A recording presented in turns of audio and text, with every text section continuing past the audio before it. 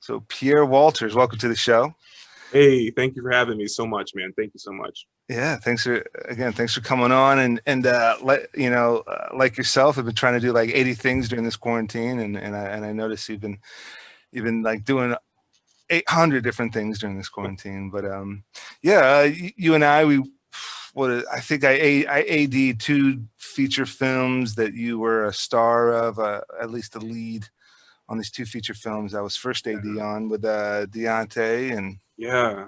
so but I know that you've kind of branched out. You're doing bigger things. Why don't you go ahead and tell me a little bit more about yourself, what you do, what you've been up to? Well, thanks, man. Thanks. Yeah, it's cool that we met on literally on two feature films. Like that's really cool. And it's such a pleasure to work with you on both those films. I think you were probably one of my favorite like parts about showing up each day and working. Just so much great energy. Definitely that I think, especially in the indie world when you're doing films, right? Like it really is all about energy and like the experience of working with the people that you're working with. So when you get a chance to work with great people, it's like, okay, yeah, that's why I'm doing this. It's about like embracing that suck with each other, like in that indie world, the 12 to 14-hour days for like peanuts. Yeah, literally peanuts. Yeah, but embracing that suck and embracing that kind of like that collaborative love and passion for the project, for the art or whatever it is. Yeah. Right. But yeah, outside of acting, I'm also a producer and a director, and so I have a business called Blue Artist, and that business has been since 2006. We've been doing video productions, a lot of media type work on both coasts. Actually, for a while I was living in New York, and then for an even longer while I was living in California, before settling here in DC around 2012. And since that time, I've been really working to expand my business into other areas outside of media. So we've gone into publishing, we've gone into professional work, like professional business services, graphic design, consulting, and so for the past several years leading up to 2020, we've been working on releasing some major products. And so this year, I mean, we had no idea COVID was coming. No one knew COVID was coming. Well, some people did. Some people maybe, maybe about a month out, maybe. Yeah. Maybe a month or two ahead. Yeah. Yeah. So they're paying attention to like all sorts of different news outlets. Then yeah.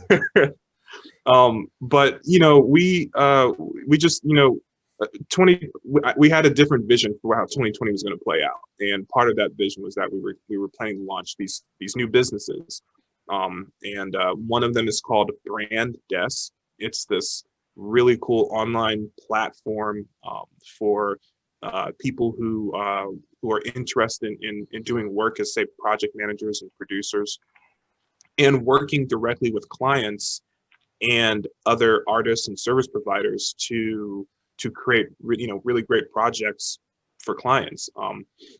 My elevator pitch for what BrandDesk is I would say it's like Uber. It's like the Uber experience, but for larger scale projects. Mm-hmm. So it's that convenient experience of bringing the right people together by way of technology and algorithms and things like that.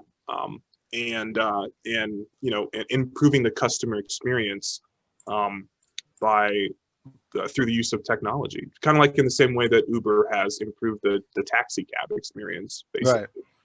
Right. So there's BrandDesk, and then there's also we have a business called TaskFlow, which is an executive assistance business. So I'm about to rattle off several businesses. Okay, it's just okay. I think there's 8 or 9 in total. So TaskFlow is a executive assistance business. Rightmove is a content writing business, and so we have just a huge team, constantly growing team of writers from all across the country who are directly servicing clients, helping them with their social media, writing manuscripts, all sorts of writing projects. Twirl Design is another one. Yeah, thanks for bringing it up. Yeah, Twirl Design. Okay. And yeah, you can actually find the list of businesses lower down on this page. Twirl Design is our graphic design business, and it's a gorgeous it's a business that's designed to bring gorgeous graphic design work directly to clients, and to do so in a really affordable way, using technology to cut out the middleman and make it a much more affordable process. Media Roll is the and this is a funny little slideshow here, but Media Roll is our media business focused on photography, video, audio work. Vlix Marketing is our marketing business, pretty much, social media, public relations. Walters Publishing, name, it says it right in the name. Jeez, that's our, please. yeah, there it is. Walters how many different things? I know. You kicked this all off in quarantine, man. Like, I thought I was doing some shit in quarantine, but I'm slacking, dude. All right, so Walters, I didn't mean to interrupt. Because we got like five more. Hold on, we got five more. So Walters, go ahead. Yeah, so Walters Publishing. I know it is a lot. It's crazy, but this has been years developing this. So Walters Publishing is our full service publishing company. Humble to a fault. Years, yeah, sure, yeah. I know you kicked this off in from March, maybe February to May, boom.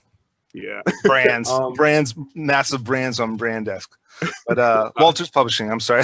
I don't mean to keep cutting you off, man. But I'm truly blown away, because this is exactly what me and a lot of guests, this is kind of what the podcast is about, is how have we taken advantage? Yeah. And so, plenty of time to prep and all that stuff, but it was now it's time to fucking launch, because yeah. And I'll tell you, we launched officially, all this stuff we officially launched in May. Mm-hmm.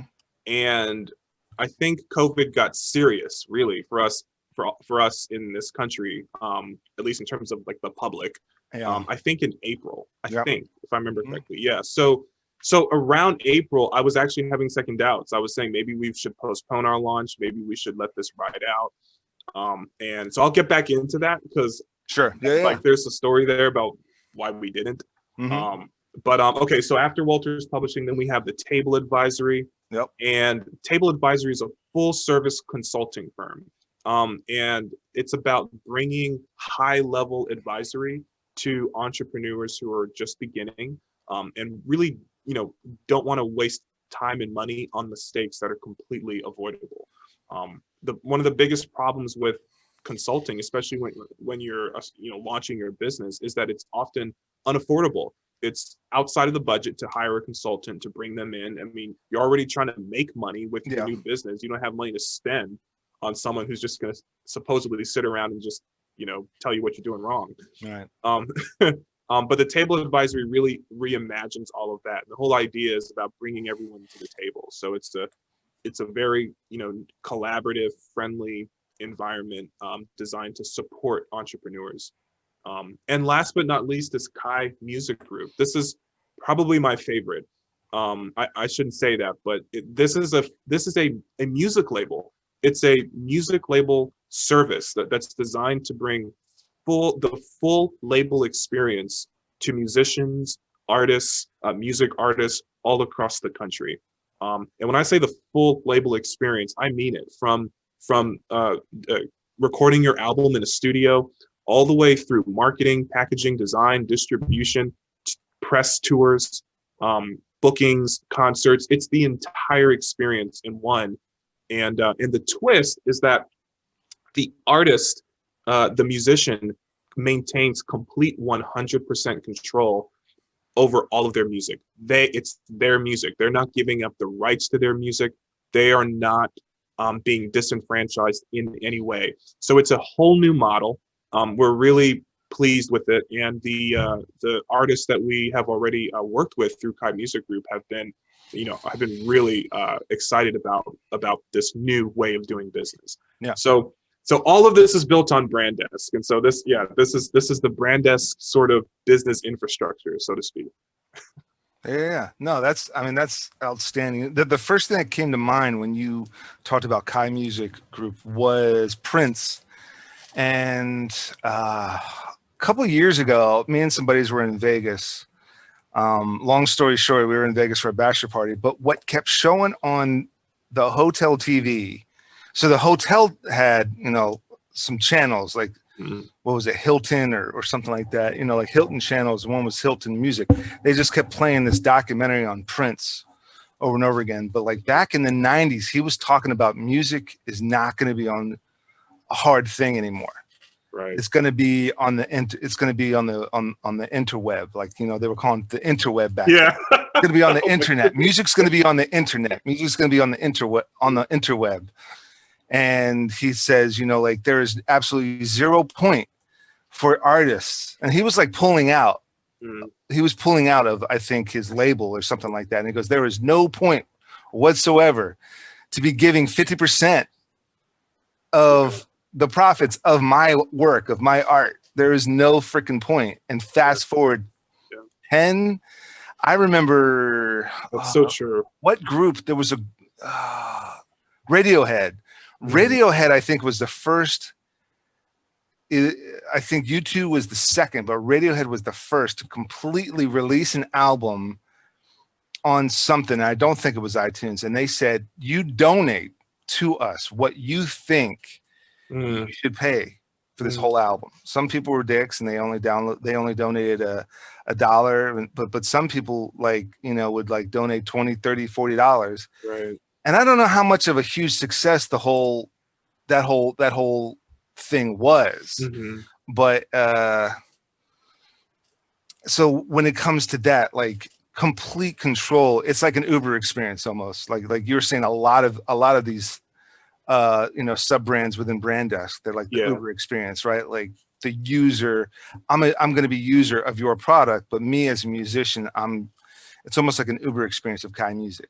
Yeah, that's exactly right. And you're so, no, go ahead. With the exception of like a driver has to come pick you up, but instead of picking you up and driving you somewhere, a technician does have to come in and record and mix. Right. And that album, you know, but the artist is still writing something, but something does have to get recorded and mixed and mastered and uploaded. But once you're at that step, then it's back to that Uber experience where it's like, you know, people with stocks on Robinhood, like upping and like, you know, changing things and selling a little bit and tweaking a little bit, or it's like someone that's designing their own, you know, like and it's funny, I think it was May or June of this year, I finally pulled the trigger on my own website. You know, for years I didn't have a website. I had a .com, but then it was just like these, I think it was like 3 sentences that try to lead people to my YouTube. Okay. But now I have legitimately launched deadonpictures.com, and it is a full website, really, with mostly my YouTube stuff embedded in the website, of course. Right. But I took a look at big branded websites. Like I took a look at I pretty much copied like Marvel and DC's website, and they basically, it looks like a digital version of Redbox or Blockbuster when you go to Marvel's. And so that's what I kind of did. I kind of did like a more branded Redbox version of YouTube, more Blockbuster version of YouTube, where you go in there and you got the new releases, and then you've got like, you know, the best releases, and then you've got like older stuff, and then you've got more specific areas of expertise that me and my colleagues do.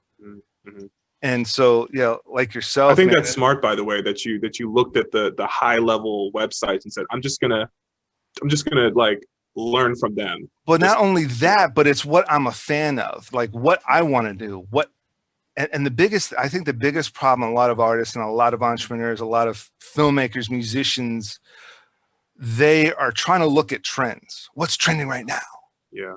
Oh, I gotta do this. What the hottest thing right now is lens flares. And I'm like, dude, fuck that shit, dude. What do you want to do? What made you become? What inspires you to become an actor? Do that. What inspires you to become a writer? Write that. Don't try to write something completely out of your purview because that's what's hot right now. You know, like Indiana Jones and Predators and the Terminators and the Marvel movies and the Supermans and Batmans. That's what got me into filmmaking. That's what I continue to want to do. Like, that's what I'm going to continue to focus on. And it's not going to be, I don't know, like docudramas or, you know, like true story films that are not really based on a true story anyway, but everyone's trying to like plug that true story banner on everything. And but back well, your point about, I mean, what I resonate with your point about, you know, following trends versus looking for something that is true to you, that will sort of transcend time. I think that resonates with me because, I mean, I couldn't, Brand Desk and all these, you know, great businesses that we've launched this year, we've been working on these businesses for years.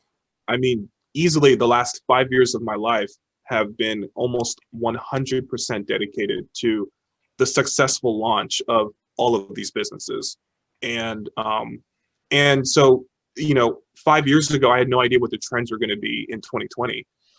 Or 4 years ago, I had no idea what the trends were going to be in 20. So I had to go with what's true to me, what's true to the spirit of what we're trying to do, of how we're trying to revolutionize these particular markets or these particular fields. What are we bringing that's different?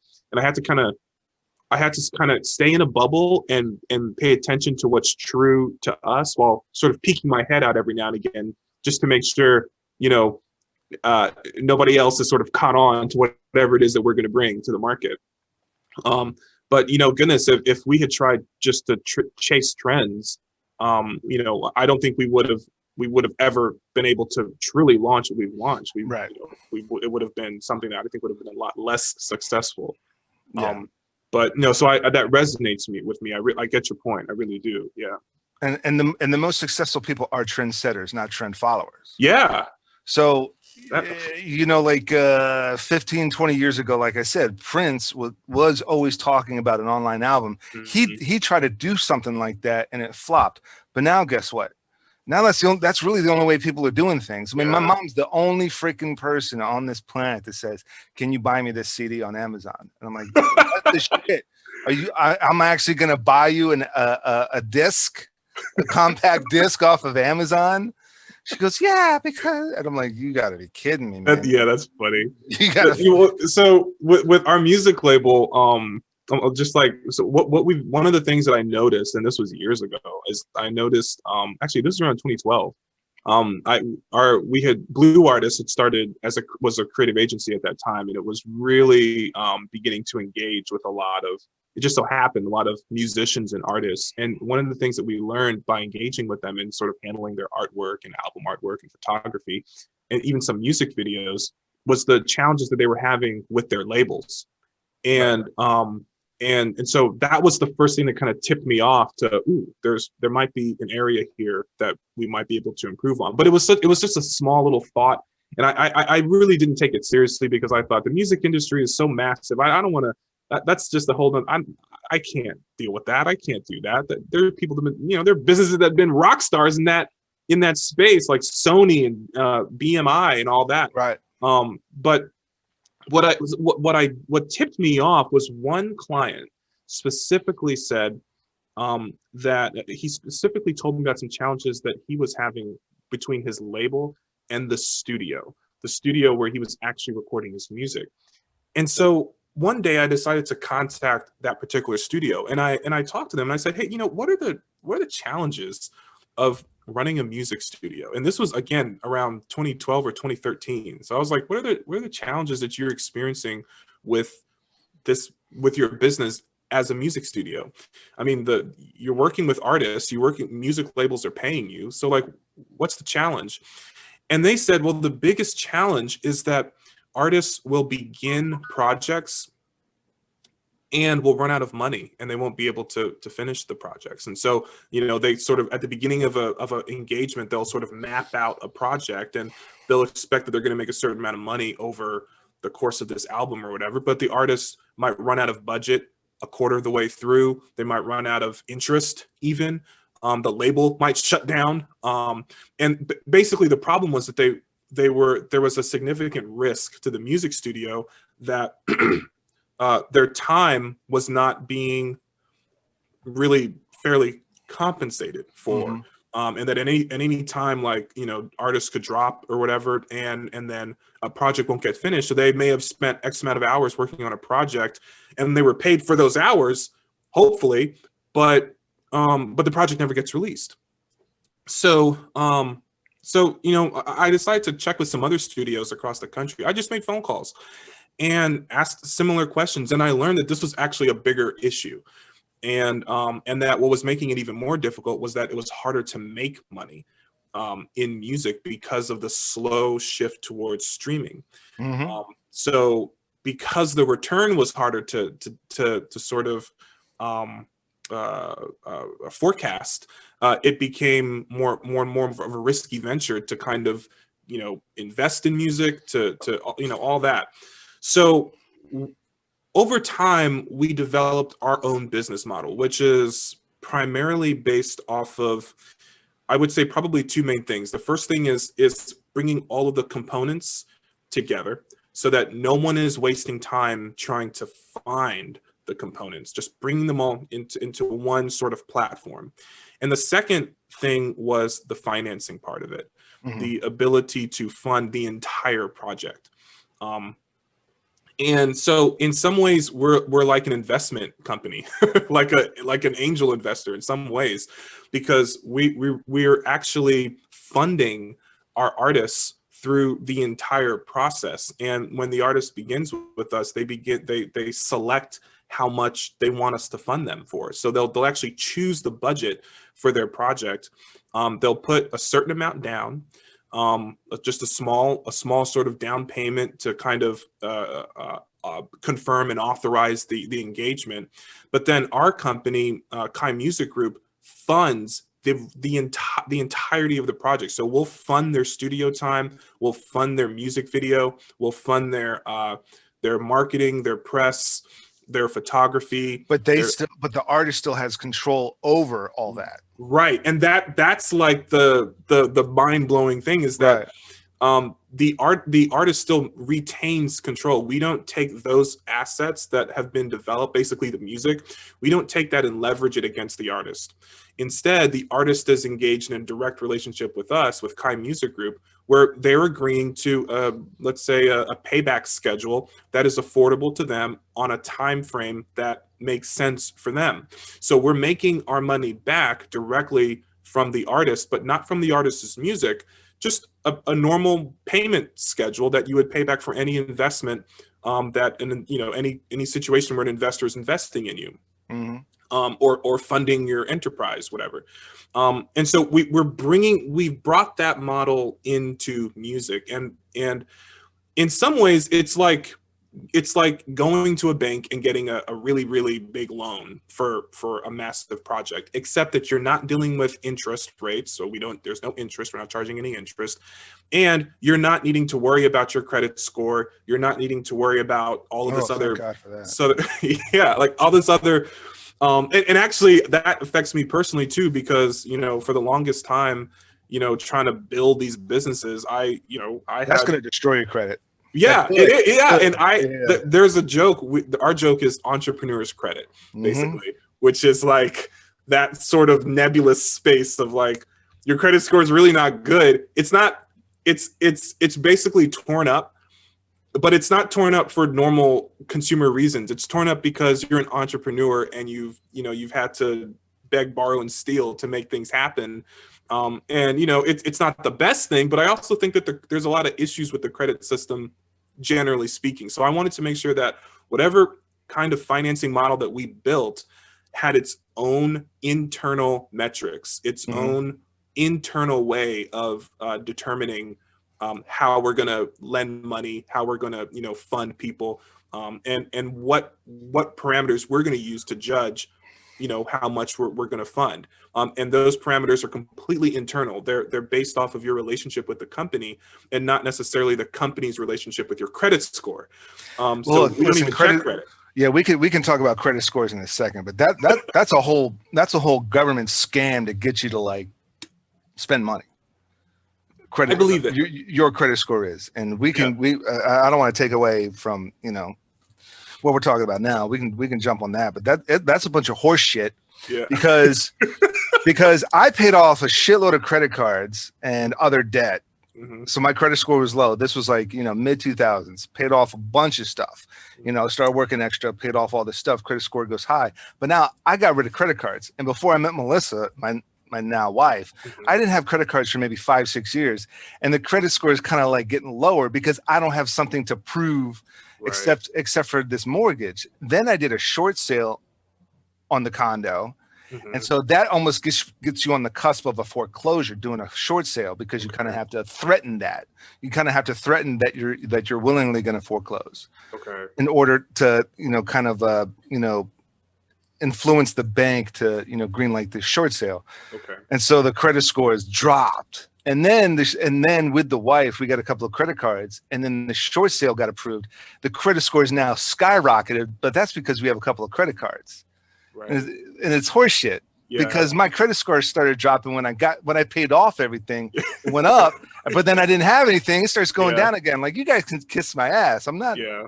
No, I feel the same way. I don't have any credit cards currently, and my credit score has sort of stayed at the same. It's look, I'm not happy with it. Okay, it could be better, but it's not growing. Because I don't have credit cards, so it's just stayed at the same kind of space for years now. And do you own anything? Well, other than my businesses and my car, I don't own property. Yeah, so I probably will later in life, but okay. So do you have a payment on your car? Yeah. So that should be constantly ticking it up just a little bit as things go along, but it won't drastically, because it's like, okay, you have to buy a property, you have to buy this, you have to buy that, you have to have a credit card, and you have to spend money on that credit card. Yeah. And a lot of pay it back. But the more things you have that are on time and taken care of, the more things you have that are on time and taken care of, the higher your credit score goes. And it's like, why do I even if those things are small and benign? Even if they're just like small little credit cards, and that's a lot of financial advisors actually will tell me that was Pierre, just take a look. And I know they're from the good place of where they're coming from. They're trying to say, look, this is how you game the system. Right. They got a small credit card with a low limit on it. You got like 5 credit cards in the freezer, and like just once every couple months you take one, you go buy a pack of gum, you pay that off, you put it back in the freezer for 5-6 months, and it's like, oh, my credit score just went up 50 points. How did that happen? You bought something, and it's just the biggest crock of shit. I'm probably going to be better with this, like maybe as I continue to grow, and maybe as I don't know, but at the moment I know that I know the kind of person that I am, and I don't totally trust myself with a credit card at this time. So I don't want them in my life at this time. And so, I know that means, okay, I'm going to have a little bit more difficulty playing the game, but at the same time, I'm like, you know what? But this is how I have to do it. This is how I have to do it, because I can't be going into a bar like credit cards. To me, sometimes there's some times where I might get into a mental space where like credit card is like it's like an investor, or I might look at it like an investor. And go, oh, there goes some money that I might need. I might need that money, and I'm like, no, I don't want to tempt myself. I don't want to dig a hole. I'm not going to do it. I'm just not going to do it. Yeah. So how I have been doing it. So this is where entrepreneurship has really been, I think, a real blessing in my life is I've been able to leverage my business credit. I've been able to leverage my business revenue, my bank statements to, the transactions that occur on a day-to-day basis for my business. That has really helped. I'll be honest with you. It really has. It's opened doors for me that would not have been open because of the fact that I am not really gaming the personal credit system. And so I'm grateful for that. And because I know, like, okay, entrepreneurship has really helped me out in that way. I know that there are other people probably out there just like me. And so we need to have a different way of assessing people. You know, there's more to someone than just their credit score. And that's been, you know, I remember when we were first, this was probably 2013, we were first getting into the whole financing model. We had a membership, you know, we had clients that, you know, were going to, you know, at that time we're paying a membership, and that membership was entitling them to credit lines with our business. And we had this proposal that was sent, or I think it was sent to us by a third party, but it was a proposal on how we could build a sort of credit check system that would automatically determine how much money a person is eligible for from our business in terms of a credit line, based off of these metrics that had to do with their credit scores. It was like this automated kind of system. It was very elaborate. And I looked at that and I thought, I mean, it was very impressive. It really was. But I thought ultimately that it was too complicated, and it was too ultimately, I think the information it was looking for, I felt was actually ultimately kind of irrelevant. Like, it didn't totally have anything to do with the business, that like the reason that person is wanting money from us in the first place, because we're not a credit card, so we're not offering money for every reason, you know, for anything. We're specifically offering financing for building your business. So we should really be looking specifically at business related prospects and business related forecasting. And so ultimately that didn't work for me, and we designed our own model, which is where we are now. But yeah, the personal credit system at the moment, I do agree with you. I do think it's trash. I do think it's I'm going to hesitate on scam, but I do actually ultimately think it's a scam. I do. It's a capitalist model, because you know, we're all well aware that this is a capitalist, you know, we're a capitalist society. So it's like, listen, if within a capitalist society, it builds the economy. If you buy a pack of gum, it builds the economy.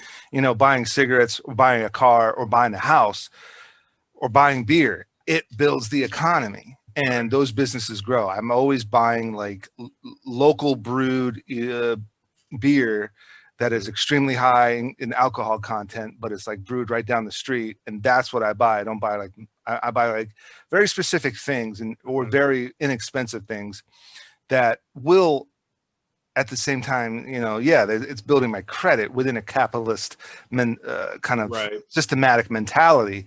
But at the same time, I personally don't have any credit card debt. The wife wanted to join because there's all these perks, you know, like you get all these travel points, or you get the cashback thing. Hey, listen, that's also an entrepreneurial mindset, to where you spend $50, you get $25 back. You pay off that 50 like you were going to, because you spent 50. So whether it's a credit card or a debit card, if you spend that 50, you have to keep in mind, I'm spending that 50 as if I'm using a debit card, not a credit card.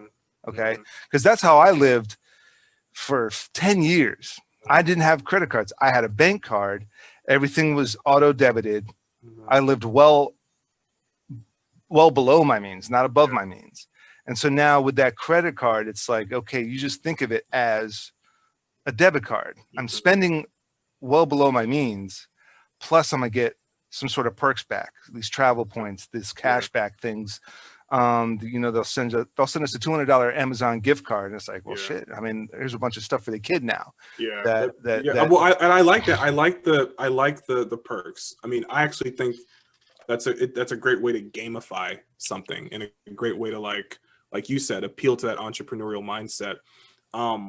I think it's dangerous because it can be so compelling, right? So it, like, gets you into a situation where maybe you shouldn't be there if you lose sight of that. And so, but I think there's a lot to learn from that. And actually, we built that kind of reward system into BrandDesk. So on BrandDesk, we have these really, this really cool gamification system where everything that you do on BrandDesk as a client, or as a producer, or as a artist or service provider, everything that you do, every engagement that you have nets you points. And these points build up kind of like airplane miles. And every time they reach certain thresholds, you get rewarded. You get rewarded with cash. you get rewarded with additional benefits, additional perks.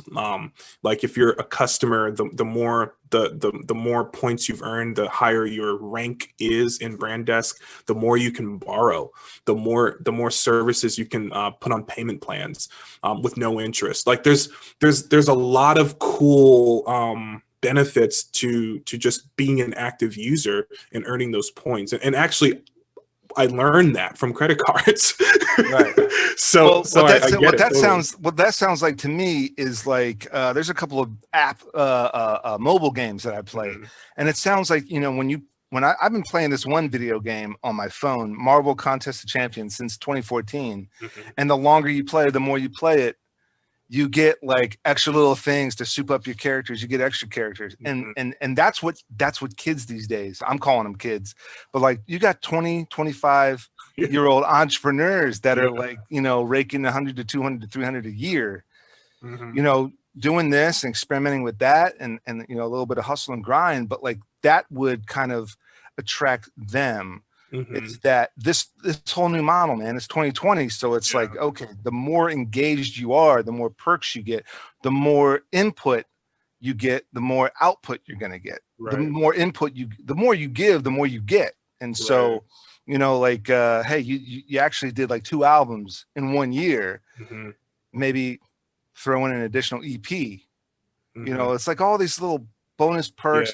We'll throw in, you know, 1 month, 1 month no payment, and you're just raking in all profits from that album, but you don't have to pay shit for like March and April or something like that. And you know, all these, but it's when I think of that, I think of like this video, like that mobile game where like the more you play, the more little bonuses they're going to give to like soup up your characters, and then you can play harder levels, and then you get even bigger, badder characters and that sort of thing. And it's almost like that whole new kind of like progressive modern version of how games are played, how kids are spending their time on the phone. That's what they're going to spend their time on, is Brand Desk, Kai Music, or Walters Publishing. Like they're going to just start writing more. If I start writing more books, I'll make more money. And then I can pay off things ahead, and then I might get more residuals now from my book from Brand Desk or you know, Blue Artist. Yeah, we have some really cool well, okay, I want to share with you some of our cool tools that we have to kind of incentivize that.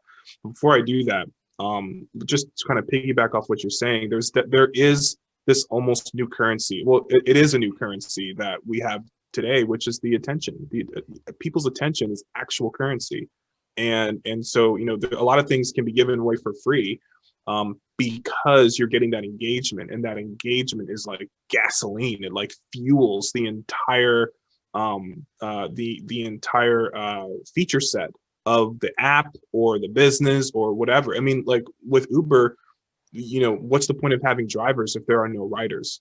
What's the point of having riders if there are no drivers? You need these people. You need them. So you have to do what you got to do to bring them in. Like Facebook, you know, for better or worse, Facebook is currently free, but we're paying with our engagement because they can show us ads. They can sell us ads. I mean, you know, they sell ads to us.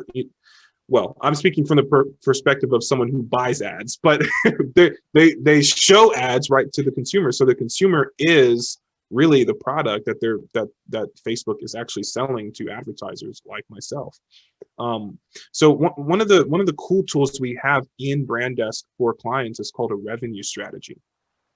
And it allows clients to come in and kind of input some numbers based off of, you know, how much their product is, or maybe they have a book they're thinking of, and they're like, well, how much will I make with this book? They can type in how much they want the book to sell for, how big the audience is, they can sort of choose what kind of plans, what kind of marketing plans, digital marketing plans they're interested in possibly spending money on.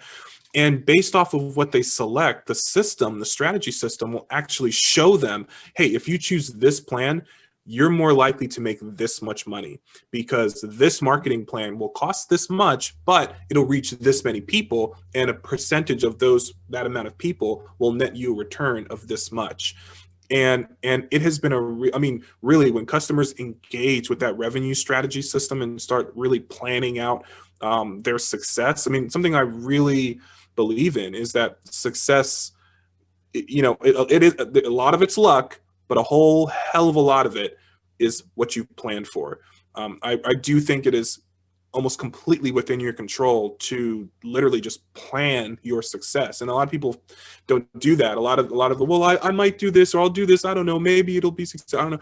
I just say, take the maybe out. Just assume it is successful. It is planned for that success, budget accordingly, spend accordingly. Because I'll tell you, at very high levels, you know, when, like, if you look at movie studios, actually, this is an interesting topic, because right now, we're December 2020 right now, like major movie studios, their theaters are closed. So major movie studios have these giant investments in these movies that they very possibly will not recoup unless they adapt and figure out a new way to recoup on this investment. They're not going to get it from theaters. So what other choice do they have but streaming models? So now they have to negotiate streaming models to have day and date releases on streaming platforms, or just bypass theaters altogether, and the film just only releases on streaming platforms. How much is that worth? Like, how much is that worth to them? And so they have to spend money to make that make sense. They have to decide, okay, well, look, theaters are out of the question, so now we have to spend more money to market this film so that people can stream it. They're not paying for tickets now, so we have to change our marketing model to make them choose to watch our movie on this particular platform. There's no hope for success. There's plan it and strategize and budget and pay for it accordingly. And I think, you know, people forget that. They forget that a lot of this is planned and forecasted.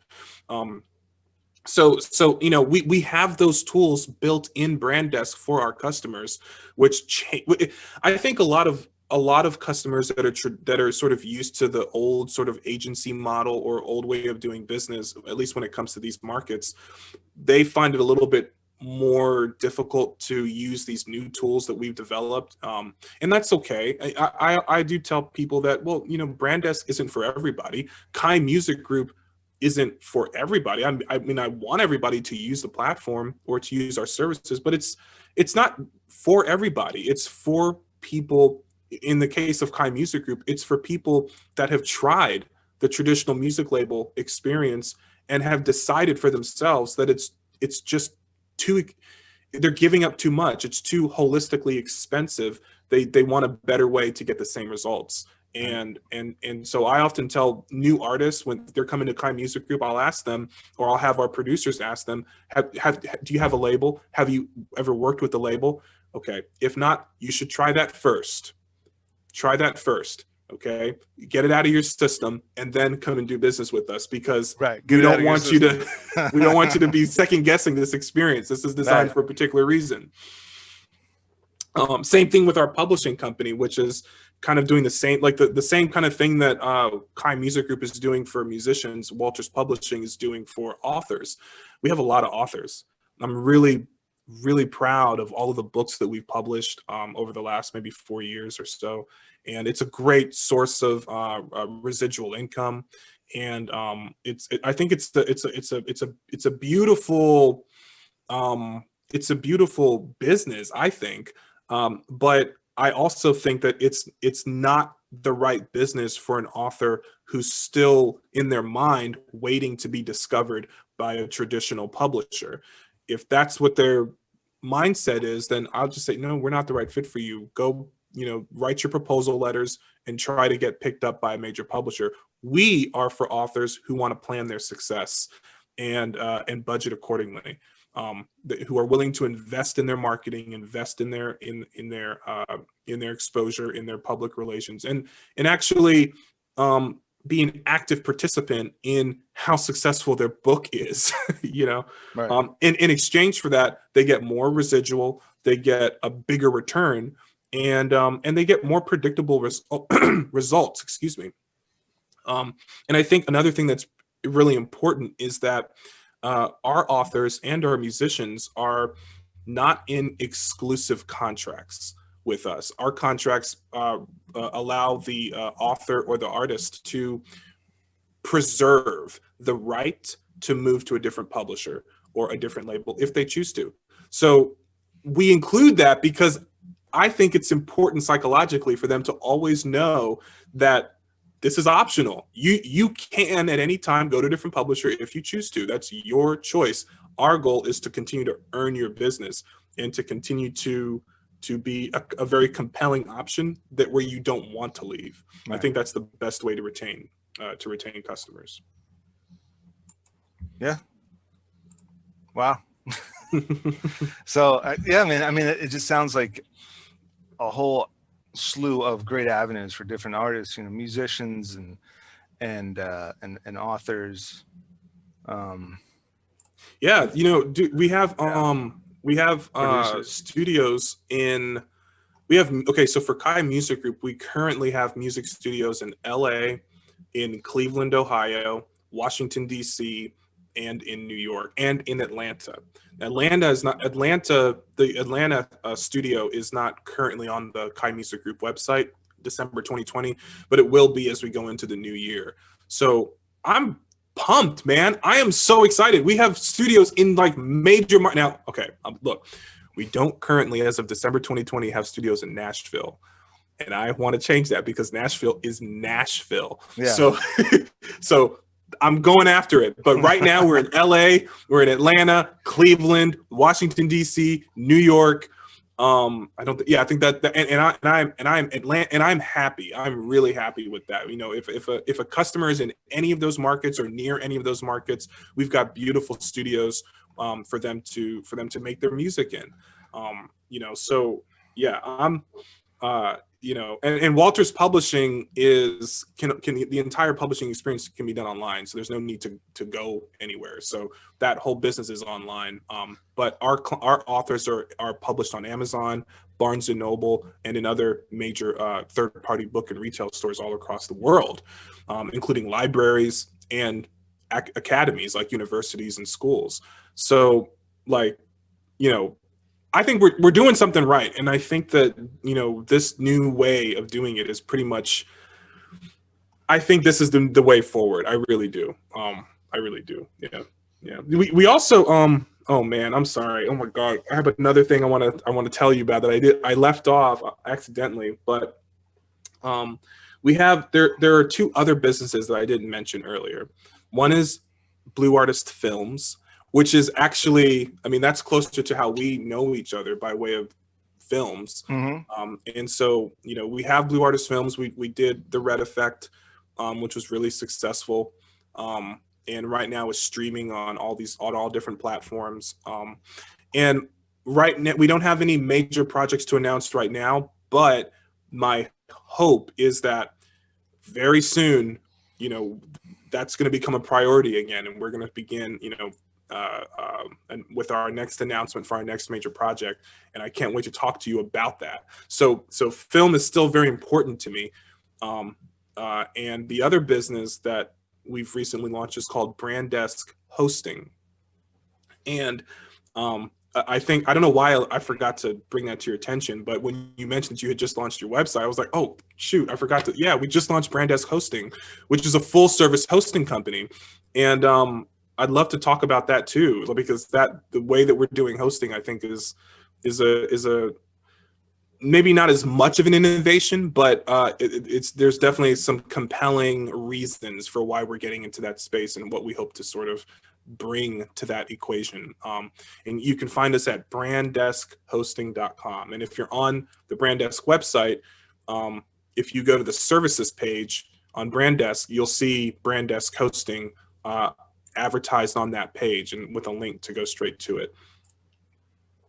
But yeah, Brand Desk Hosting is something I'm really, yeah, that's it. Oh my goodness. Brand Desk Hosting is the business that I'm really happy and excited about. It's different it's not like our other businesses. So it's not like, you know, we're trying to bring the Uber model to hosting. That doesn't really make sense. But what we are trying to do is we're trying to bring a more holistic experience to to sort of the IT side of having a business, whether it's your, your website, your, email system, your email marketing or whatever. And we're trying to integrate all of that so that when you are taking on projects, let's say you're an artist with Kai Music Group and we're your label and we're helping you build your album and do all your marketing, the last point of friction is the hosting side. Because what will happen is artists will create their website on something like Squarespace or Wix or WordPress or something, and there's no like uniformity to the back end. So it creates this enormous amount of friction where if you're in charge of that artist's marketing, you can't really be effective with their web presence unless you know how to use their website from the back end, or you get in touch with their IT person. So like you want to make an adjustment to their website, you want to do an ad, or you want to, add a new feature or something. You got to, waste all this time by dealing with their IT person or dealing with whoever's the gatekeeper to the website, getting in there, dealing with usually people's website, like the back end of a website is like a mess. So dealing with the back end of a website that's like, oh my God, where do I go to edit this page? How do I edit this page? Oops, we accidentally deleted this thing. How do we get it back? Oh shit, there's someone's trying to hack the website. Oh, the website's down. All these issues. So I said, we have got to improve the hosting experience so that like when someone's doing business with us, they can just have the peace of mind of knowing, look, we've got you. Okay, we got you. We got you with your album. We got you with your marketing. We got you with your music video. We got you with your website. You don't have to worry about any of that. All right. And with prices starting as low as, in fact, for hosting, as low as $10 a month, and for email as low as $5 a month, we also recognize that, customers do, even though we do think that we're bringing a real sort of compelling reason for choosing Brandesk hosting over other platforms, customers still have choices. And if they don't, maybe they don't immediately buy into the reason that we exist. Maybe they're just looking at it from a price perspective. We still have to compete on price. So we can't just arbitrarily charge something high just because we're bringing this added convenience. We have to recognize that customers could just go to Wix, or they could just go to Squarespace and spend, $20 a month on their hosting or on their website and call it a day, and not really recognize the challenges that are going to be present until way later down the line, right, where they don't have time now to invest in a new website. So Brandesk hosting has to be competitive on a price point so that we can get customers before they make that decision to go to Squarespace or Wix or something. We got to get them at that stage, and we got to beat those other businesses on price. But then we have to sort of remind customers over the course of the relationship that even though we did beat those other businesses on price, the real compelling reason to stay with us is because of how integrated we are to their larger brand experience. And so we just launched Brandesk hosting in August. So it's relative to everything else, it's the newest business to be launched, but it is absolutely something I'm so incredibly proud of and excited about. Now, let me ask you this. The Brandesk, is Brandesk hosted by Brandesk Hosting? Parts of it are. Yeah. Okay, all right. Yeah. I had to ask because I just want to make sure now. Okay. Yeah, there actually, you know what, Glenn, that is such a because you wanna say, look, we believe so much in our platform, right, that we will host our own shit on it, and like you had to start somewhere, and then you thought Brandesk hosting. Okay, so at some point we have to transition to brand because you only launched it. Yeah, exactly. No, so Brandesk hosting didn't exist before Brandesk, so we couldn't necessarily build the platform on the hosting service, but on top of that, it's important to me to mitigate risks by way of diversification. And there are some things that we needed to host independently. It's just so that there isn't like a sort of, massive infrastructure meltdown if one thing goes down. And so we are diversified, but we're diversified at a very, very high level, at like the very, very top level. So it's, I guess what I'm saying is, like, you know, when I'm dealing with customers, I want them to also have the assurance of knowing that, look, we do want you to build everything on Brandesk, but you don't have to worry that if one thing goes down on Brandesk, then everything goes down. So Right. there is still a need to communicate that there is a diversification. So our business is diversified at a very high level, at like a, you know, wholesale level, I guess you could say.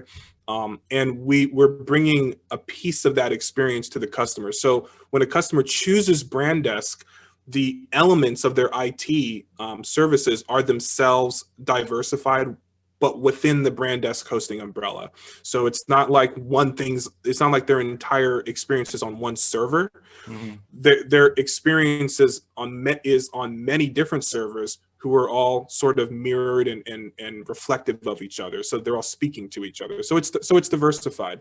And I think there's a term for it that I don't, it's not totally my expertise to describe the term, but there is significant safety. And in fact, something that I will say is that we have built this beautiful backup system into Brandesk hosting that allows customers to easily, automatically back up every change they ever make to their website, so that if they today log in and decide to delete a page on their website, and then tomorrow log in and say, oh shit, I deleted that page yesterday, I didn't mean to, they can easily click the rollback feature and pull from the previous dates published to get that page back.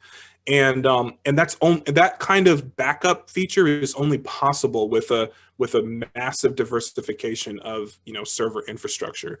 So, you know, I'm very happy about that. I know that platforms like Squarespace don't have that, and which to me is, you know, kind of scary. Like, if you're trying to encourage people to get in and build their own website and make those kinds of decisions, you've got to make it easy for them to undo their mistakes, because a lot of people are not full-time web developers, and they don't, you know, they're not getting in there with that mentality of like, it's got to be perfect. They're just kind of fucking around and just clicking things and publishing shit, and then, oh shit, I didn't realize that was a permanent decision that I just made. Crap. Right. So, you know, we have our backup system is I think, I'm going to say second to none, but that's because I don't know of any other people that are doing it better than us. And it works. And for the life of the account, your shit's always backed up, period. So, you know, but yeah. Currently, when you're in Brandesk hosting, you do have to click a button to switch back to the Brandesk projects experience. So the projects and your website and hosting are not sort of presented to you at the same time. Right. They're in different experiences, and you can sort of switch between those experiences. And I think psychologically, that's a way of communicating that, hey, there's some mitigation happening here, so that you don't have to worry about one thing being, you know, everything being in sort of hosted in one place. Does that make sense? Yeah. Oh yeah, definitely. Cool. But I'm really happy with the whole hosting experience. I think our customers are really happy, and you know, it's something we're going to continue to invest in, because this is definitely a long-term play. But right now, it's a key opportunity. I mean, like I said, you know, like you said, you launched, you know, so many sub businesses within the grand business, and like I said, quarantine was the opportune time for me to finally, you know, put a gift wrap on the website, and so right now offering that service this is the key time. This is when people are sitting down and like, okay, let's experiment. Let's look at that website. Let's design it. Let's play around. Let's pull the trigger on that. Cause I don't know if I doubt I'm the only one that's sitting there like, do I want to invest, you know, in $10, $15, $20 a month, you know, $200 a year, whatever the case may be, to have this website? Is is that going to build, you know, my brand? Is that going to build this brand, that brand, to finally pull the trigger on this website? And I mean, and I feel like I've gotten a few more subscribers, you know, from actually having a website. Instead of sending people to 10 different links, I'll just send them to my IMDb as an actor, or I'll send them to deadonpictures.com as a filmmaker. And every once in a while, I'll just see like, you got a new subscriber, you know, and it's helping. Magic. And it's definitely helping. Yeah. So, I mean, you've gone over like a million different freaking, so the one thing that I don't see is talent agency / management. When's that coming up now? Wow. Because you guys would be the first ones I call, because I need an agent / manager like ASAP. Well, let's put a pin in that. Okay. It sounds like you've been battling that idea for a while. So there's a very natural fit for that with what we're doing. I mean, I see with the marketing, there's a little bit of that, but definitely with the Walters Publishing, there's that for authors. Yeah. And there's that for musicians. I just don't see it for like actors and like, you know, filmmakers. Yeah, for talent, talent, because I need a fucking manager and an agent, like. And we, you know, it has come up, especially like, you know, people who are, you know, obviously like you and me, filmmakers, but also like writers who are looking to pitch their scripts, you know, or speakers who are looking to get speaking engagements. Like there's a space there, and we are currently walking the line of that space. A lot of what we're doing now to sort of meet that need is through task flow, which is executive assistance. That's, you know, task flow at the moment is a way that we meet that need. You know, clients come there and they say, hey, get me leads for my business, or hey, you know, find me bookings for I'm a speaker, I need bookings in this city next year. Right. You know, do that. And so they'll give that as a directive to their executive assistant, and it's their executive assistant's job to make the phone calls, send the emails, and make that possible, make that happen. And it's not based on commission. It's based off of a sort of regular contract rate. So it might be 2 hours a month, or 2 hours a week, or an hour a day, whatever that person's comfortable spending on that level of labor. Right. That can be done through task flow. But that's how we're handling it now. Right. There's definitely space there to kind of really dive into that, and in a way that allows us to be way more competitive in that arena versus like other agencies or management or talent situations like booking agencies. And you know, I have nothing to announce at this moment, but I think you're right on target. That makes sense. Well, and it makes sense that task flow would be your alternative to that. Now I might have to look at that like this week and see like how can I tailor my task flow service from you guys to basically be my fucking be my agent. Yeah. I mean, it makes, in some ways it can be less expensive. Not to give you a sales pitch, but in some ways it can be less expensive because you're not needing to pay any commission. Yeah. You know, if you're comfortable paying a few dollars, you know, to have someone doing that, then whatever gigs you do get out of that, that's all you. Right. But on the other hand, you know, if it's really difficult to get gigs and there's no money coming in, then it's not necessarily an attractive offer. You do want someone who's going to basically work for free until something comes in and get a commission. But then again, it's like the psychology of that, like that. If back in my early days when I was only acting, like that would have been attractive to me because I didn't have any money coming in, and I was like, well, you know, I can't pay an agent right now. I need you to work on commission. But then if the agent doesn't really believe in you, they're going to be pushing their talent that they know are going to get bookings. So if you're not getting bookings, there really isn't an incentive for an agent to even waste time like on you if they have other talent that are bringing in that money. So there is a dichotomy there, and it's worth it. I do think it's worth it to improve on that model. So you know, maybe we can talk offline and see, like, you know, what other challenges are there that like we can find a way to improve on, because I'm interested. I am interested. It makes Yeah. sense. It's a natural progression. It's a natural thing to it's just I'm so glad you brought it up. And it's probably Also probably real estate. and it's, yeah. Oh, wow. Okay. And I mean, that's that's a whole nother, you know, universe. That's not even, it's a completely different freaking sport, man. But can you But, imagine if we like figured yeah. out a way to Uberify real estate? Like Uberify it. You know, like, Uberify real estate. Yeah. oh my God. You know, there's already like online listings and shit like that with like agents and shit, but take that to like the next level. Like, I mean, what would happen if that was, anyway, let's not give any free ideas. Yeah, man. Let's explore that though. I think it's worth it. When you come on the show again, you can tell me how you started the whole talent agency, the management agency, the real estate agency, the task flow real estate, all that stuff. But you kind of touched upon it already. I mean, for the most part. But what's next on the agenda? What's the next set of goals next on the agenda for Pierre Walters, for Blue Artist, for Brand Desk? But you kind of touched upon the hosting. But. Yeah.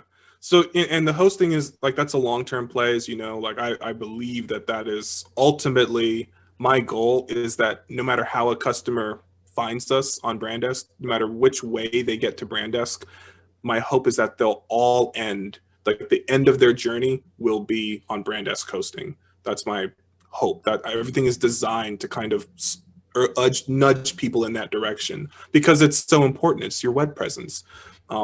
But, you know, I would say personally, I am also an author, so I've written several books, and I have more books that I'm hoping to release very soon. And the reason I'm doing this is because my goal is that I would like to spend more time as a speaker and a consultant myself, like specifically helping other entrepreneurs or business owners or people who want to get into that space with, you know, expanding their own situation. And I'm very happy with what we've built with Blue Artist and Brand Desk and all that stuff. But I also want to kind of have my own identity outside of that. So I'm working to write books and sort of make that happen. I just recently released a book called The Power of Support, which I believe you can find on Amazon and Barnes and Noble. I'm pretty sure it's on both, but it's called The Power of Support, and how to leverage an outsourced team, something like that. Sorry, oh my goodness. And then I've got another one called Design to Connect, which is a book about how to sort of do brand design. And a couple other books. But anyway, I have more that are coming out. And then I also, a little later in life, I want to, I really want to return to filmmaking as a filmmaker, as a director and an actor. And I want to do it from a pleasure perspective. Like I basically don't want to necessarily have to deal with the grind of trying to create a career in that space. I would rather just kind of like to get in and just start making stuff. Right. And so part of having all of this other infrastructure is to be able to support that, so that there's revenue coming in that we can use to make films that are, you know, we're not sort of, you know, scrounging for peanuts, you know, and not, you know, it's I think a little bit of a lofty goal, but I ultimately that is where I would like things to go, and I think we can get there, and I think I'd like to get there within the next 3 to 5 years. Yeah, I can't agree with you more.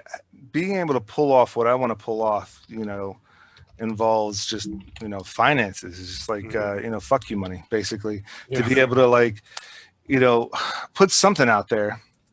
You know, to complete something, because, you know, people need to get paid. That's always kind of held me up from a more realistic standpoint. I can't be a sound guy and a camera guy and a director and an actor all all at the same time, Right. you know. And so there were a couple of, you know, there were a couple of productions that, that that I found even before quarantine that I found like ultra low budget, like this production hack, super cheap. You know, again, like we were talking about trends and being a trendsetter, but also what I figured out is, you know, all those ID crime shows that I've, you know, played a detective or a cop Yeah. or something. Oh, by the way, those are cool, man. Those are really cool. But yeah, you know, I mean, like there's a huge fandom for those ID crime shows, but you know, it dawned on me, okay, I've seen how cheaply and how independently, how low budget they've pulled off some of these productions. And so we did an ID crime show that's based in the Marvel universe and an ID crime show that's based in the DC universe.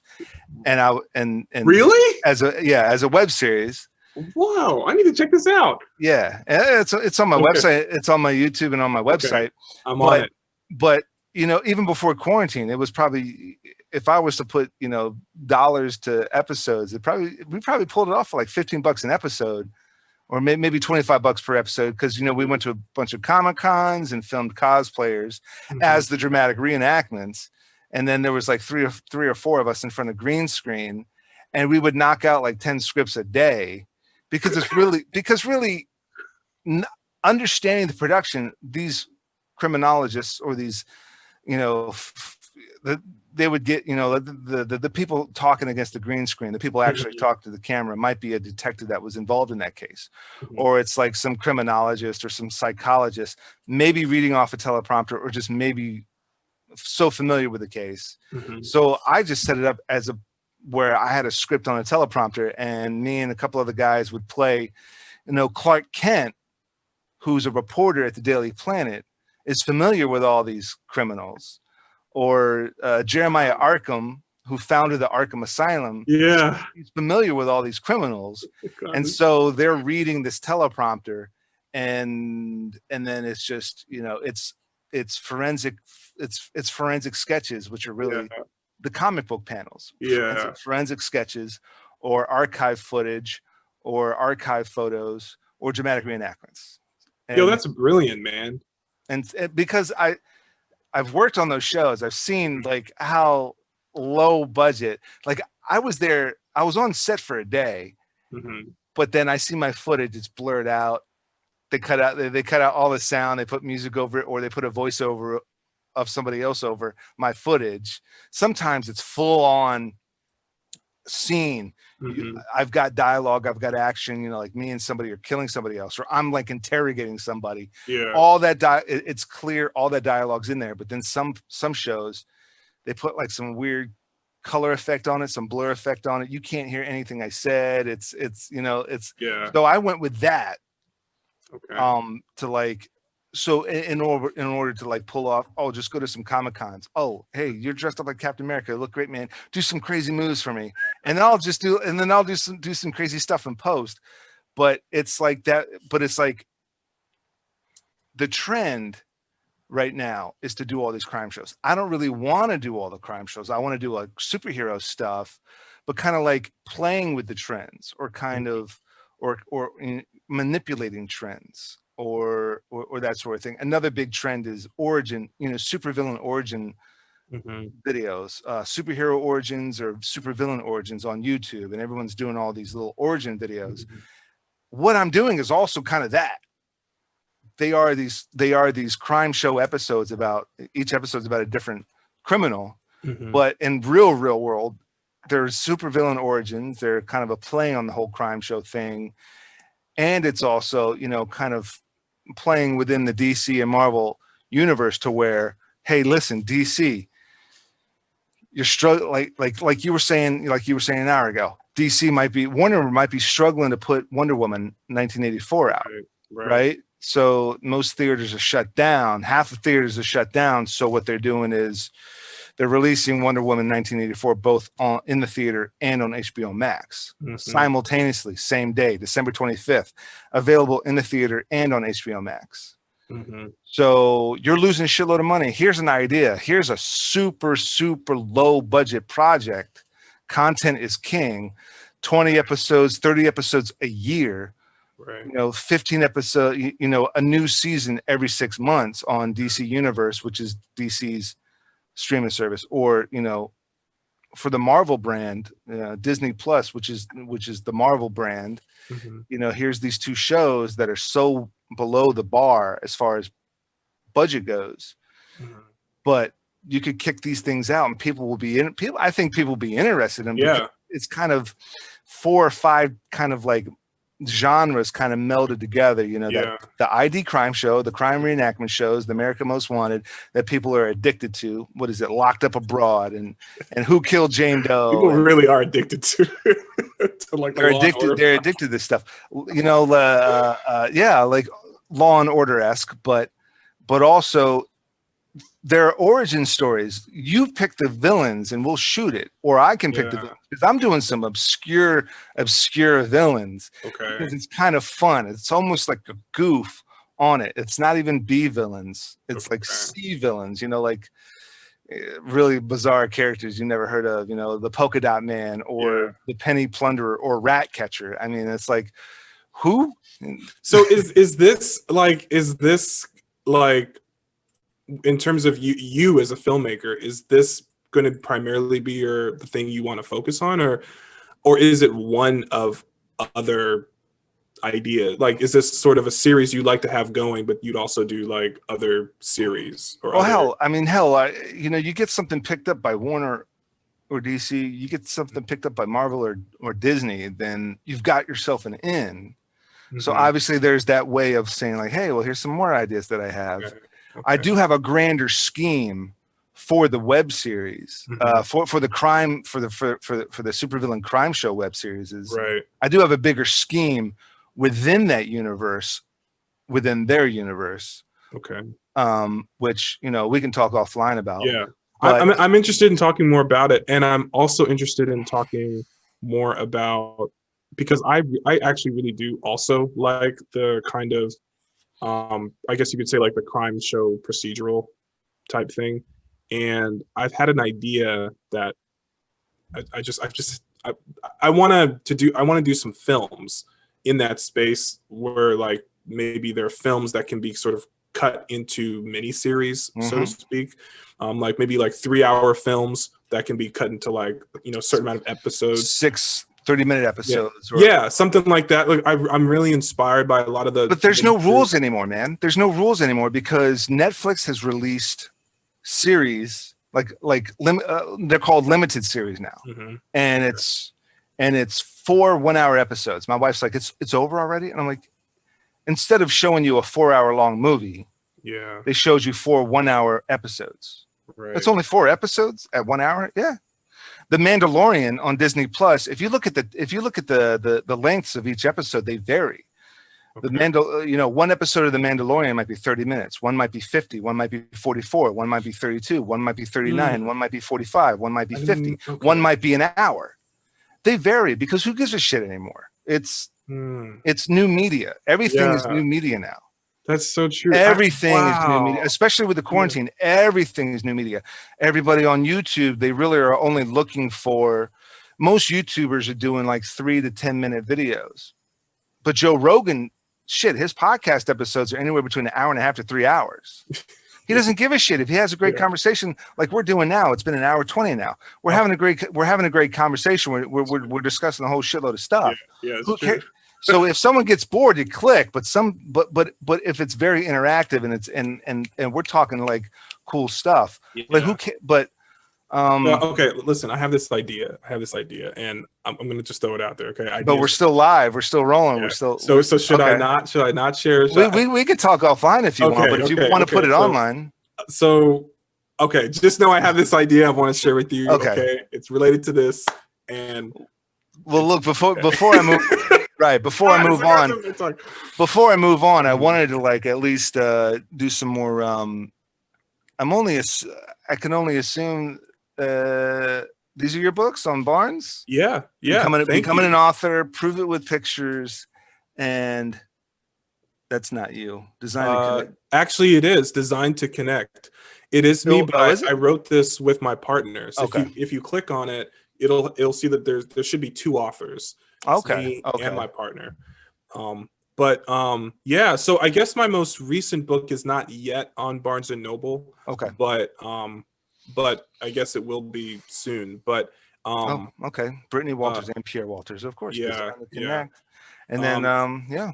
And so so these 3, and then the most recent one is called The Power of Support. That one's probably just on Amazon currently. It should be coming to Barnes and Noble pretty soon. It's a relatively new release. So like these are important. Like, are they big money makers?